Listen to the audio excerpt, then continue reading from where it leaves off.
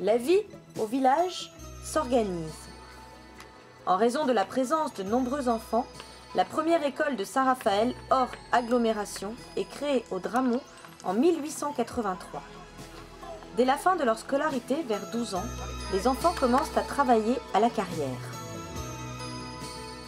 Quand je suis arrivé, j'étais célibataire.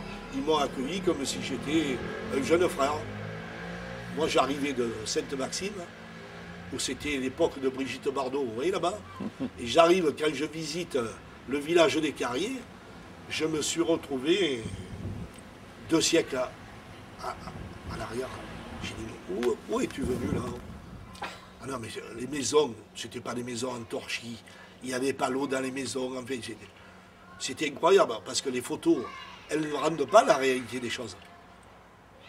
Mais quand vous les voyez de visu comme ça, c'est vraiment... Moi, ça m'avait fait un choc. Et après, je suis donc venu à cette école, et l'école, elle était dans la colline, toute seule, aucune habitation autour. Ah, et donc, les gamins, ils descendaient tous les matins, le chemin des sangliers, là. On les entendait descendre. C'était amusant, d'ailleurs, d'écouter le bruit. Il y avait aussi le train à vapeur qui passait là, hein, parce qu'il y avait encore la locomotive à vapeur. Et après, ils remontaient, et nous, on se retrouvait tout seuls ici. On se demandait si c'était la réalité des choses. Hein. C'était particulier comme vie.